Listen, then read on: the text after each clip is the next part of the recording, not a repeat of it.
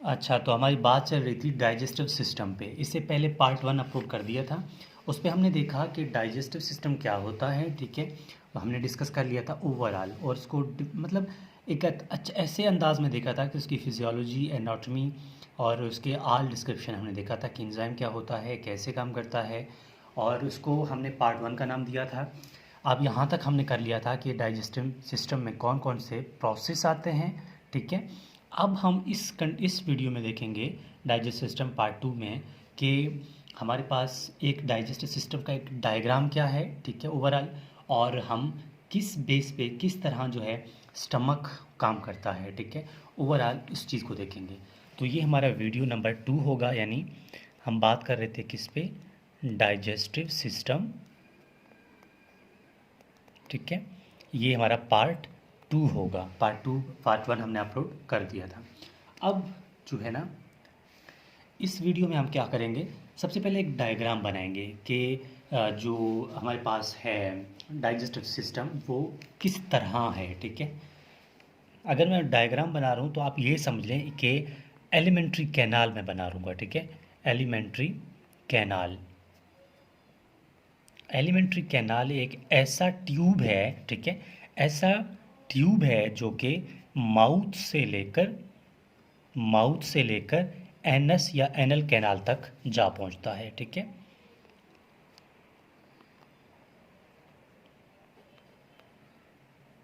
Anal canal, ठीक है। तो अब इसमें हम सॉरी डायग्राम बनाएंगे कि एलिमेंट्री कैनाल या फिर डाइजेस्टिव सिस्टम किस तरह है, ठीक है। तो ये मैं डायग्राम बना रहा हूँ।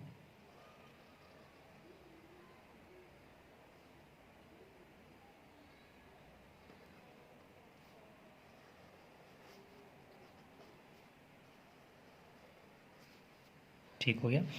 ये हमारे पास क्या है, माउथ है, ये माउथ, ठीक है। मिसाल के तौर पर यहाँ पर फूड है, ठीक है।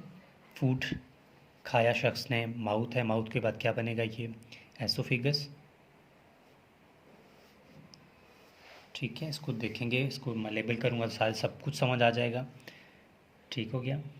यहाँ से फिर स्टमक,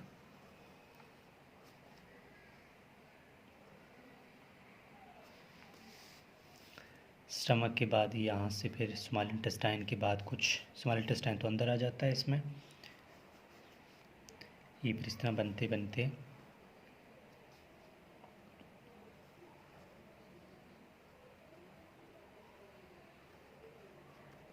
ठीक हो गया। ये हमारे पास क्या है, माउथ है, ठीक है। ये माउथ हो गया। माउथ के बाद इस एरिया को बोलते हैं फेरेंक्स, ये फेरेंक्स हो गया। फेरेंक्स के बाद ये हो गया एसोफिगस, ठीक है। एसोफिगस हो गया। एसोफिगस के बाद यहाँ पर स्टमक है, ठीक है। इससे नीचे और इससे ऊपर, इसको बोलते हैं, ये एरिया जो है इसको बोलते हैं स्टमक। यहाँ ये क्या है, स्टमक। स्टमक की अपनी एक फुल डिस्क्रिप्शन है, वो देखेंगे इसी में, ठीक है। क्या होगा कि स्टमक है, स्टमक के बाद यहाँ से फिर होता है स्मॉल इंटेस्टाइन। तो ये है हमारे पास स्मॉल इंटेस्टाइन स्टार्ट हो रही है, जो कि इसका स्मॉल इंटेस्टाइन का कंटेंट सारा यही है, ठीक है। यहाँ से स्टार्ट हो रही है स्मॉल इंटेस्टाइन, और ये है लार्ज इंटेस्टाइन। सबसे पहले क्या होगा कि कोई भी फूड हमने खा लिया, ठीक है, वो यहाँ पर माउथ में क्या है, माउथ में कार्बोहाइड्रेट्स, ठीक है ना, कुछ लिमिट तक, यानी कि यहाँ पर क्या होगा, एब्जॉर्प्शन होगी कार्बोहाइड्रेट की। दांतों से क्या होगा, चबाएगा बंदा उसको, वहाँ से ये फूड इंगल्फ करते करते एसोफिगस में, एसोफिगस के बाद स्टमक में, स्टमक के अंदर क्या होगा, कैसे होगा, वो बताऊँगा मैं। फिर उसके बाद फूड जो है स्मॉल इंटेस्टाइन में आएगा, स्मॉल इंटेस्टाइन में और डुडीनम के अंदर कुछ आगे आप इसको समझाएंगे, ठीक है, कि किस तरह डुडीनम या में बाइल आता है, कैसे एब्जॉर्प्शन होती है फैट्स की, या फिर किस तरह डाइजेशन होती है, फिर वहाँ से किस तरह ये एब्जॉर्प्शन ब्लड तक पहुँचती है, फिर उसके बाद जो चीज़ एब्जॉर्ब होगी, बाद में जो चीज़ बच जाएगी वो फिर लार्ज इंटेस्टाइन के ज़रिए बॉडी से एलिमिनेट हो जाएगा। तो ये था हमारे पास एक सिंपल डिस्क्रिप्शन के, इसकी डायग्राम जो है वो क्या है। अब मैं बात करूँ स्टमक की, तो स्टमक को मैं थोड़ा बताना चाहता हूँ। देखें, स्टमक जो है एक ऐसा ऑर्गन है, ठीक है, यहाँ पर थोड़ा बहुत इम्पोर्टेंट टॉपिक है स्टमक, ठीक है। स्टमक जो कि हमारा, हम जो भी खाते हैं वो स्टमक में जाता है, ठीक है। अब स्टमक जो है, जैसे ही स्टमक जो है ना, यहाँ स्टमक प्रोटीन से बना हुआ है, ये बात याद रखना है आपने, ठीक है। स्टमक क्या है, प्रोटीन से बना हुआ है, ठीक है। वॉल इसके प्रोटीन से बने हुए हैं स्टमक के। अब स्टमक के वॉल में जो प्रोटीन से बने हुए हैं, यहाँ पर कुछ म्यूकस की लेयर है, ठीक है। म्यूकस की लेयर है स्टमक के अंदर, ठीक है, म्यूकस की लेयर है। अब होता क्या है कि जब भी स्टमक में फूड आता है, ठीक है, जब हम खाना खाते हैं तो ऊपर से स्टमक के अंदर फूड आ जाता है, ठीक है, जो भी हम खाते हैं, ठीक है, स्टमक के अंदर फूड आ गया।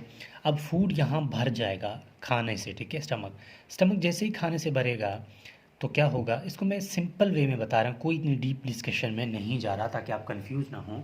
ऐसे तो आपने अक्सर देखा होगा कि आप रास्ते में जा रहे हैं, एक अच्छा खाना बन रहा है तो आपके मुंह में पानी आ जाता है। क्यों?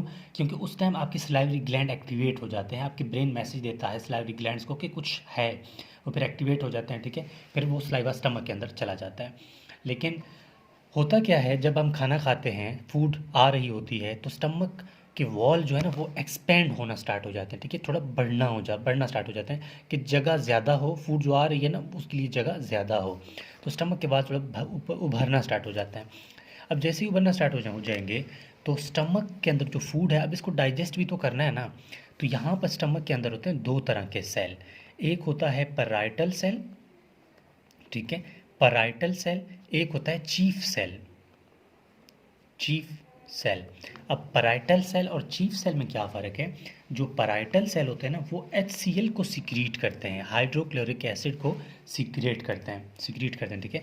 अब हाइड्रोक्लोरिक एसिड जो ये मिसाल के तौर पर, ये हमारे पास क्या है, कुछ पैराइटल सेल हैं इसके एपिथेलियम में, ठीक है। तो पैराइटल सेल से क्या होगा, HCl सिक्रीट होगा। HCl क्या करेगा, जो फूड के अंदर माइक्रो ऑर्गेनिजम्स है ना, माइक्रो ऑर्गेनिज्म या छोटे पार्टिकल ऑफ बैक्टीरिया, उनको किल कर देता है, ठीक है, ताकि फूड जो है वो शफाफ रहे। उसके बाद क्या होगा कि HCl की वजह से एक इंजाइम जो है, यहाँ पर एक इंजाइम है, चीफ सेल एक इंजाइम सिक्रीट करते हैं, ठीक है। क्या सिक्रीट करते हैं? इंजाइम्स। कौन सा इंजाइम? इंजाइम पेप्सिनोजेन, ठीक है, पेप्सिनोजेन को सिक्रीट करते हैं। HCl क्या करता है, पेप्सिनोजेन को कन्वर्ट करता है पेप्सिन में। ये सारा प्रोसेस स्टमक के अंदर होता है, ठीक है। चीफ सेल इंजाइम सिक्रीट करते हैं पेप्सिनोजेन को, और HCl क्या करता है, पेप्सिनोजेन पे एक्ट कर लेता है और कन्वर्ट कर देता है पेप्सिनोजेन को पेप्सिन में। ये अब एक्टिव इंजाइम है, ये प्रो इंजाइम था, यानी एक्टिव नहीं था, अब ये एक्टिव हो गया है। अब ये इंजाइम क्या करते हैं, मैंने पहले ही बता दिया था कि इंजाइम क्या करते हैं, फूड को ब्रेक डाउन करते हैं, ब्रेक डाउन करने के बाद तोड़ देते हैं, ठीक है। तो ये हमारे पास पेप्सिन का काम हुआ और HCl का काम हुआ।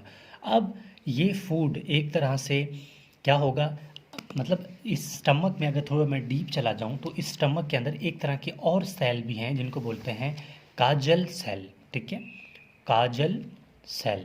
फिल्मी हीरोइन काजल का तो नाम सुना होगा ना आपने, काजल, ठीक है, काजल, कतरीना कैफ नहीं कह रहा हूँ, काजल, काजल, ठीक है।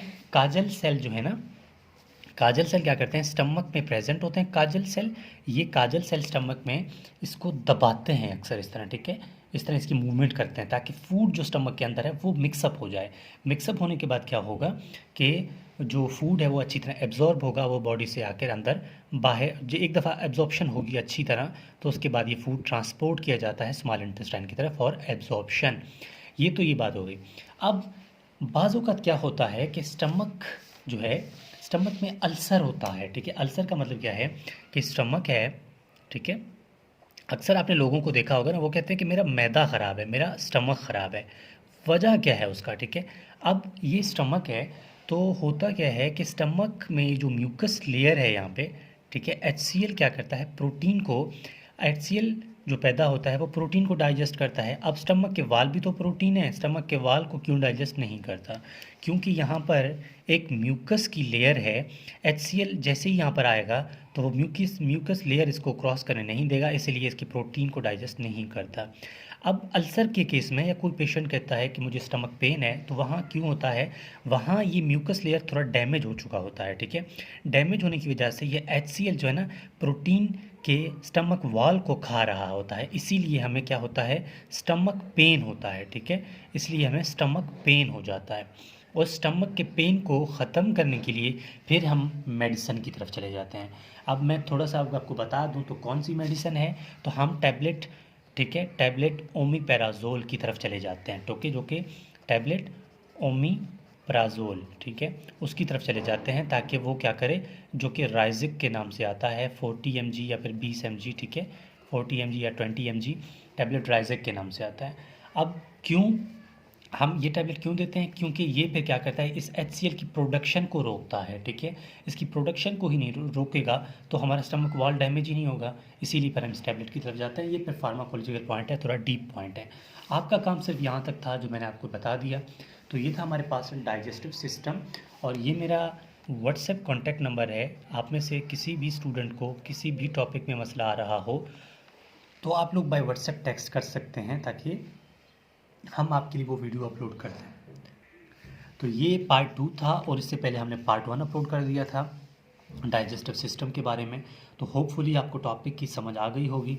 फिर भी कोई कन्फ्यूजन है तो आप लोग हमें व्हाट्सएप में टेक्स्ट करके बता सकते हैं। प्लीज़ चैनल को सब्सक्राइब करें, शेयर करें, कमेंट करें, और इंस्टा का डिस्क्रिप्शन में इंस्टा और फेसबुक का हमने बता दिया, लिंक दे दिया हुआ है, आप वहाँ से भी फॉलो कर सकते हैं। फिर जो भी कन्फ्यूजन होगी आप हमें कमेंट बॉक्स में कमेंट करके बता दें, ताकि हमें पता चले कि आपको हमारा काम कितना पसंद आ रहा है। तो ये था हमारे पास डाइजेस्टिव सिस्टम।